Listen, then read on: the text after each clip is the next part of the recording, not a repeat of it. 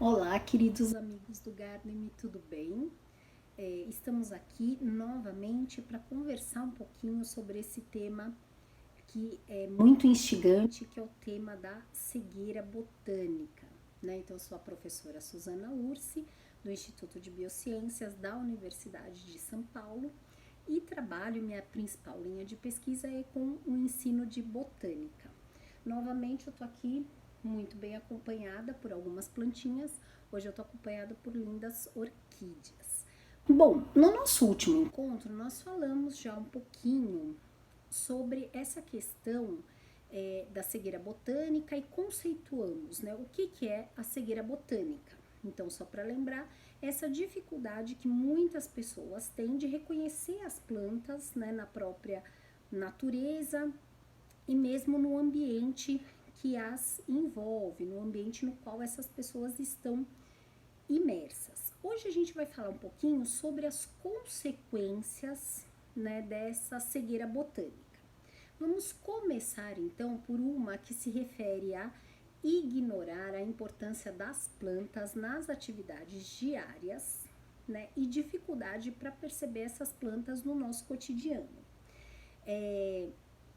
Pessoal, na nossa atividade diária, né? Então vamos pensar aqui. Aqui ao fundo, né? Eu tô gravando aqui na minha casa.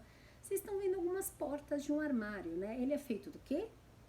De madeira, né? Extraída aí das plantas. O nosso arroz e feijão, uma comida tão típica, não é mesmo, aqui do Brasil. Muitas vezes quando a gente fala para o estudante, perguntar, você comeu algum vegetal hoje? Ele comeu arroz e feijão, mas ele só vai lembrar da alface. Por quê? Porque a alface é verdinha, né? Mas é claro que o arroz e o feijão, eles também são vegetais, são partes de um vegetal. E a roupa que eu tô usando, né? Então sempre que a gente tá usando roupa de algodão, da onde vem esse algodão? Pois é. Outra coisa que os alunos acham muito engraçado quando eu comento, né, principalmente os alunos menorzinhos, eu falo assim, vocês têm comido DNA de algum vegetal? Deve ser, ai professora, jamais vou comer DNA. Pessoal, mas se a gente está comendo uma folha, por exemplo, a folha da alface, todo o corpo é constituído por células e essas células têm DNA, não é mesmo? Então, essa dificuldade está muito relacionada, e a gente fala que isso é um dos efeitos da cegueira botânica. Outro efeito, né, que acaba sendo bastante comentado, está relacionado com a dificuldade, então, de perceber as plantas no nosso cotidiano. Um exemplo que eu gosto de dar, por exemplo, é daquela flor da árvore, na verdade, né, que tem aquela flor linda, que é a pata de vaca, né, que é uma flor enorme e que ela tem a folha muito parecida mesmo, né, com o casco de pata de vaca. Como é que alguém pode não perceber uma árvore tão grande, né, e com flores tão exuberantes? Às vezes as pessoas confundem, né, muitas plantas, às vezes chamam tudo de palmeira. Então a gente brinca aquela expressão, né, que os jovens usam muito, passa batido. Tudo isso acaba passando batido, né? Ainda quando a gente tem as flores, a gente presta mais atenção. Mas senão é muito comum todo mundo falar assim, isso é só mato. Então a gente acaba não percebendo cada característica, cada detalhe, né? Quando a gente pega, por exemplo, uma flor de orquídea, nossa, ela é tão bonita, ela tem essa divisão de pétalas tão especial, não é mesmo? Então a pessoa que sofre dessa cegueira, ela não consegue às vezes nem ver que o vegetal tá lá, quanto mais perceber essas nuances, né? Uma folha diferente num formato, numa textura, o caule, né? O caule de uma planta que é diferente da outra, o formato geral. Então isso também a gente pode falar que é aí desses sintomas, né, dessa cegueira botânica. Outra coisa importante, pessoal, é a incompreensão das necessidades vitais das plantas. Então, se eu nem reconheço às vezes que é ser vivo, eu não consigo perceber que essa planta precisa de água, essa planta precisa de luz, né? Ela precisa tirar os nutrientes do solo.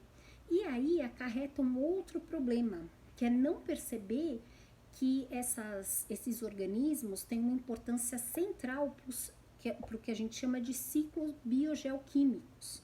Então, um que a gente tem falado muito, né, que é uma questão muito urgente, é, por exemplo, o ciclo do carbono.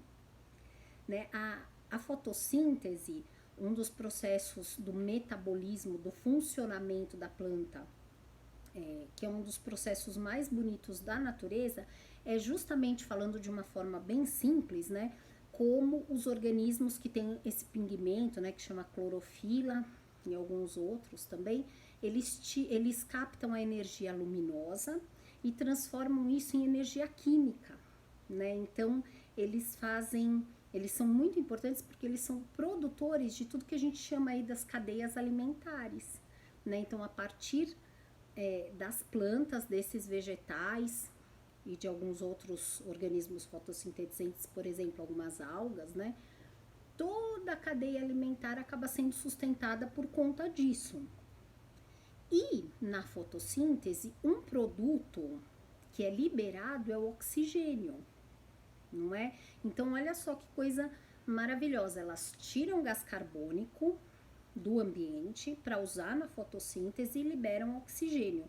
Claro que isso é muito importante, elas também respiram, porque elas são seres vivos. Então, elas também consomem o oxigênio. Existe até, as pessoas falam muito, né, que a Amazônia é o pulmão do mundo. A Amazônia é importantíssima, mas os estudos mais recentes têm mostrado que ela tem muitas...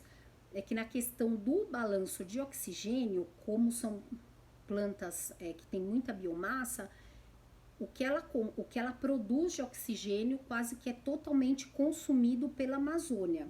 Então, se a gente pode falar que existe um pulmão do mundo, né, que nem é o nome certo, porque o pulmão consome, né, oxigênio, não libera, mas são as microalgas, principalmente oceânicas, né? Então fica aí essa dica. Mas, poxa, se eu não entendo a importância da planta, se eu não reconheço essa planta, como é que eu vou entender essa questão do aquecimento global, que está tão relacionada ao ciclo do carbono, não é mesmo? Então vejam que grande problema. Mais alguns efeitos aí, não vivenciar experiências com as plantas da sua região, né? E não saber explicar o básico sobre essas plantas da região. Então, por exemplo, aqui onde eu tô, né? A gente tá em São Paulo, também o pessoal do Rio, a gente tá imerso na Mata Atlântica. Os amigos que nos vêm lá, que são do Pantanal, que tá tendo tantos problemas, vários outros ecossistemas costeiros, Amazônia, os pampas, nossa, tanta diversidade aí de biomas que a gente tem, né?